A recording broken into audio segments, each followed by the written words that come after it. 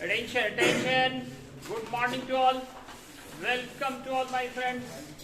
Today are very important topics of 12th physics JEE mains. आज आप बहुत सारे शॉर्ट क्वेश्चंस देखने जा रहे हैं और कई इंपॉर्टेंट ऑब्जेक्टिव होंगे. आज का हमारा जो टॉपिक होगा, एक तो होगा रेजोनेंस सर्किट, दूसरा रेजोनेंस फ्रीक्वेंसी, तीसरा क्वालिटी फैक्टर और चौथा स्किन इफेक्ट. ये चार इंपॉर्टेंट शॉर्ट क्वेश्चंस हैं. इस पे आज हम लोग चर्चा करने जा रहे हैं. तो दोस्तों, सबसे पहले हम लोग बात करेंगे resonance circuit. Resonance circuit. Resonance circuit क्या होता है? What is resonance circuit? इसका डेफिनेशन होता है एक ऐसा सर्किट जिससे मैक्सिमम करंट फ्लो हो. करंट क्या फ्लो हो? मैक्सिमम. उसी का नाम रेजोनेंस. एक लाइन का है, अभी आप याद रख सकते हैं. A such type of ACC through which maximum electric current passes. जिस एसीसी से मैक्सिमम इलेक्ट्रिक करंट पास होगा उसको कहेंगे रेजोनेंस सर्किट. अब ये है कि कोई सर्किट रेजोनेंस सर्किट कब कहलाएगा? ये तो पता चला कि रेजिस्टेंस क्या होना चाहिए? कम होना चाहिए. क्या पता है रेजिस्टेंस का क्या काम होता है? करंट को रोकना. हम चाहते हैं ज्यादा करंट हो. करंट कब करंट ज्यादा कब होगा? जब रेजिस्टेंस क्या होगा? रेजिस्टेंस का डिफिनेशन ही है. रेजिस्टेंस क्या करता है? प्रतिरोध क्या करता है? करंट को आगे बढ़ने से रोकता है. तो क्या करता है वो? करंट को आगे बढ़ने से रोकता है. रेजिस्टेंस क्या करता है? करंट को आगे बढ़ने से रोकता है. अब रेजिस्टेंस कम होगा तभी करंट क्या होगा? ज्यादा होगा. करंट क्या होगा? ज्यादा. हम एलसीआर सर्किट की बात करते हैं. एलसीआर सर्किट, उसमें जो करंट का फॉर्मूला आया था, आप याद कीजिए, ये फॉर्मूला निकाला था आपने. E = E by root under R square plus XL minus XC का होल स्क्वायर. ये करंट हमको मैक्सिमम चाहिए. ये फिक्स है. अल्टरनेटिव इक्वेशन पे लगाते हैं कोई फिक्स मान का.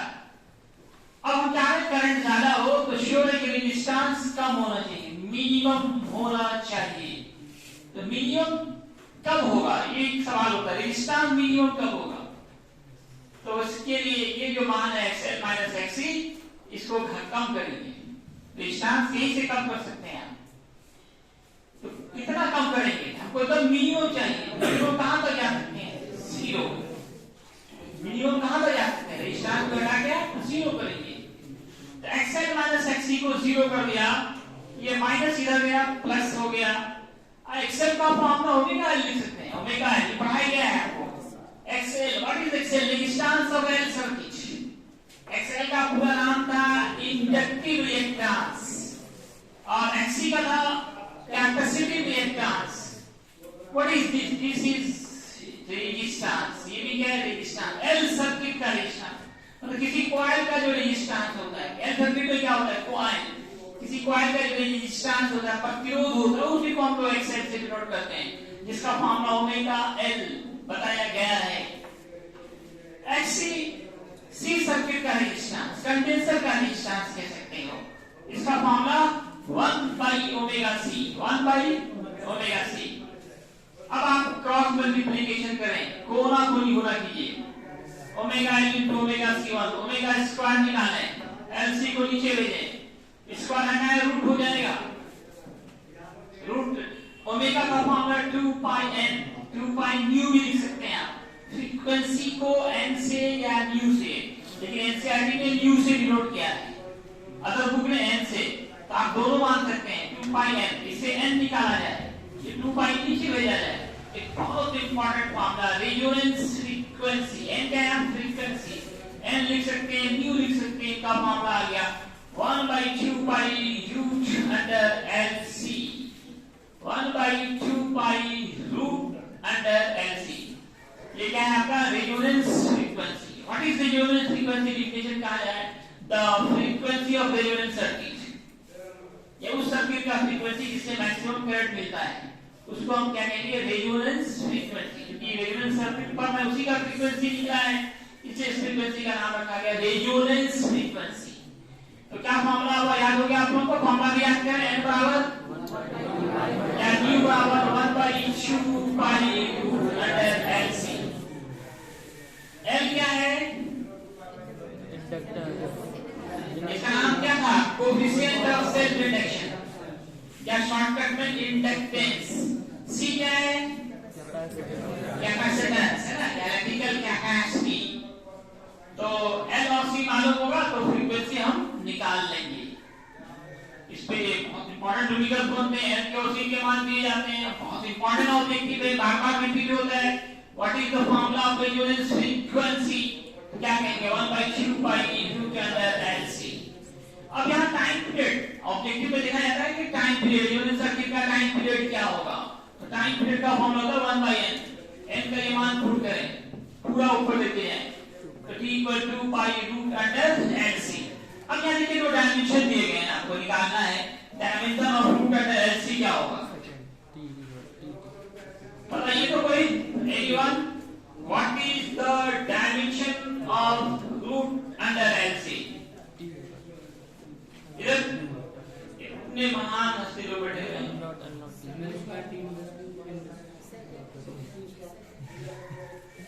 रूट अंडर LC का डायमेंशन क्या होगा?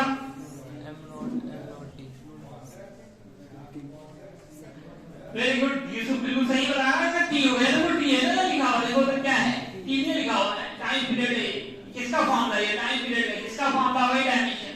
अब L का बैठाएंगे, C का बैठाएंगे तो बहुत समय लगेगा, तो ट्रिक से बनाइए, फॉर्मूला से निकालें, किसका फॉर्मूला उसी का डायमेंशन। ये जो रूट अंडर LC है किसके फॉर्मूले में आ रहा है? टाइम पीरियड के। इसका डायमेंशन इसका क्या होगा? रूट अंडर LC है, इसका डायमेंशन t होगा। अब इसका क्या होगा? रूट हटाने के लिए क्या करना होगा? स्क्वायर करना होगा। तो t पे क्या आ जाएगा? स्क्वायर। तो क्या डायमेंशन हो जाएगा? t square. ये क्वेश्चन नीट में बार-बार रिपीट हुआ है, नीट आएगी सर में तो पूरा निकालने लगता है, आप फॉर्मूला से निकालें। अब आई क्वालिटी फैक्टर, कौन सा फैक्टर? Quality factor. इसको क्यू फैक्टर के नाम से भी जाना जाता है। व्हाट इज क्वालिटी फैक्टर और क्यू फैक्टर? इसको डिफिनेशन कई तरीके से कहते हैं। एक तो कहते हैं कि कितना एनर्जी कंज्यूम हुआ और कितना एनर्जी आपने सप्लाई किया, एक तो वहां से कह सकते हैं। या दूसरा डिफिनेशन इसका है कि LCR सर्किट में आप तीनों लगाए थे, कॉइल, रजिस्टर, कंडेंसर। तो इसमें कॉइल या रजिस्टर के अक्रॉस जो वोल्टेज ड्रॉप हो और टोटल जो हम लोग ईएमएफ अप्लाई कर रहे हैं, उन दोनों का रेशियो ही क्वालिटी फैक्टर कहलाता है। The ratio of EMF voltage drop across coil or capacitor and total applied voltage is called quality factor, Q factor। दूसरा नाम शॉर्ट नेम Q factor। तो क्वालिटी फैक्टर या Q फैक्टर का formula होगा EL/E, EL का I XL, E को IZ, I cancel XL/Z। या यहां से निकालें वोल्टेज ड्रॉप अक्रॉस कंडेंसर, इसको क्या लिखे थे? EC, total applied EMF E। तो ये आपका रेशियो आ गया। तो बताओ इसका यूनिट क्या होगा? क्या यूनिट होगा इसका? क्योंकि ऊपर भी वोल्टेज है, नीचे सेम चीज है, कटने के बाद में रेजिस्टेंस का रेशियो आया है, सेम चीज। ये भी क्या है? रेजिस्टेंस, ये भी रेजिस्टेंस, दोनों का यूनिट सेम।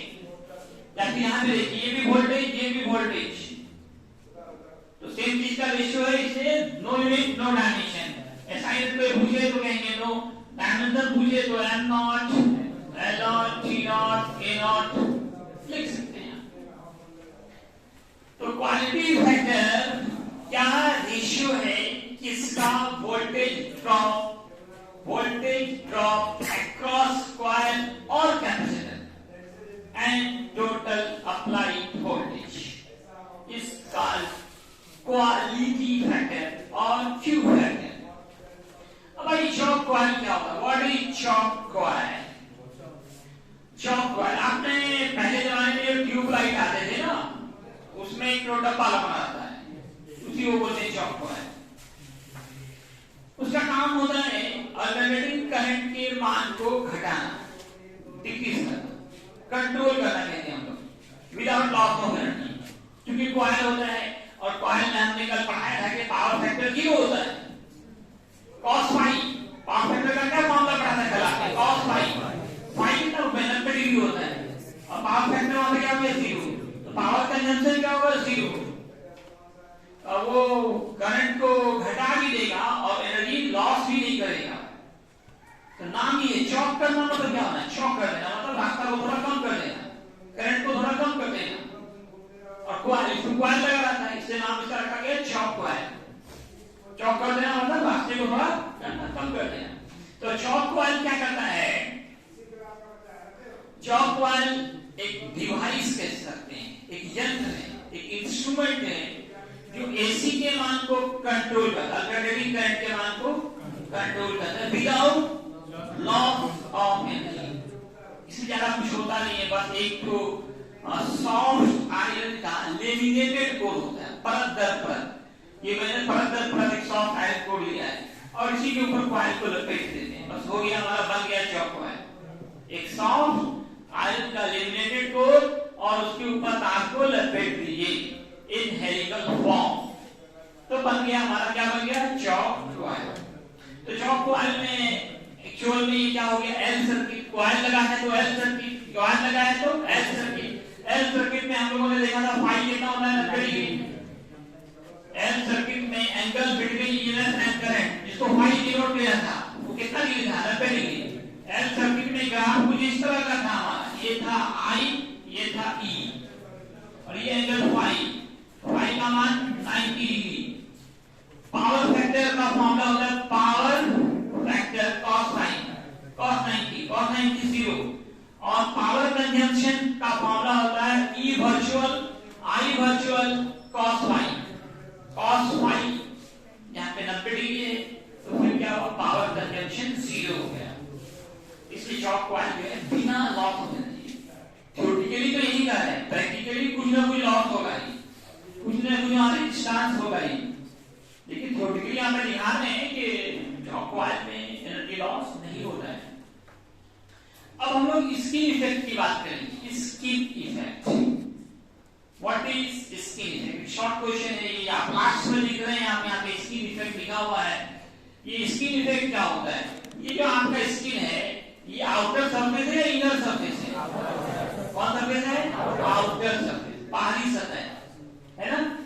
तो ये जो एसी करंट है ना, एसी करंट ये हमेशा आउटर सरफेस से भाई, मान लो तार है, इसके अंदर से नहीं आता है, ये कहां जाता है, इसके बाहर से, ये आउटर सरफेस है, इससे पास होता है कौन सा करंट, एसी करंट। इससे का नाम ये स्किन का होता है आउटर सरफेस, और एसी करंट कहां से पास हो रहा है, आउटर सरफेस से, इसलिए इसका नाम है स्किन इफेक्ट। कौन सा है, स्किन इफेक्ट। एसी बोला तो अल्टरनेटिंग करंट, हमारा चैप्टर ही वही चल रहा है, always passes from outer surface of conductor, so this effect is known as skin effect। अब देखो, अब जो मार्केट में लोगों को पता चला स्किन इफेक्ट, तो अब आप अच्छी क्वालिटी का तार खरीदना चाहें, महंगा तार, और अंदर में काट के देखिए एक तार नहीं रहता है और बहुत सारा पतला पतला बंच ऑफ वायर यूज हो रहा है, बंच ऑफ वायर, ज्यादा से ज्यादा करंट उससे फ्लो हो पाए। एक तार से इतना होगा और बहुत सारा बंच ऑफ वायर होगा, तो उससे ज्यादा करंट पास होगा। इसलिए जो है आप पतले पतले बहुत सारे तार की गुच्छे से यूज है, ना कि एक तार, बल्कि बहुत सारा तार एक साथ वहां पे जुड़ा होता है। इस इफेक्ट को कहते हैं skin effect. AC current always passes from outer surface of conductor, this effect is known as skin effect. AC में पाया जाता है, डीसी में नहीं पाया जाता है। एक बड़ा डिफरेंस है एसी और डीसी में। इंपॉर्टेंट क्वेश्चन है, what are the difference between AC and DC. तो बहुत सारा डिफरेंस है इसमें, एक आपने डेफिनेशन से ही देखा है कि एसी डीसी में क्या डिफरेंस है। फ्रीक्वेंसी की बात होती है, वहां पे डिफरेंस की बात आ जाती है, और फिर यहाँ पे आप देखेंगे कि स्किन इफेक्ट, हम ये दिखाएंगे आपको एसी और डीसी में क्या डिफरेंस है। तो एक सवाल ये शॉर्ट में पूछा जा सकता है कि एक मोटा वायर अच्छा होगा या बहुत सारा पतला वायर? रीजन क्या है? Due to skin effect. Shortcut में क्या बोलेंगे? Due to skin effect. अब कहीं कुछ सवाल पूछना है? Any question? कोई डाउट नहीं? क्या बोलिए, क्या बोले?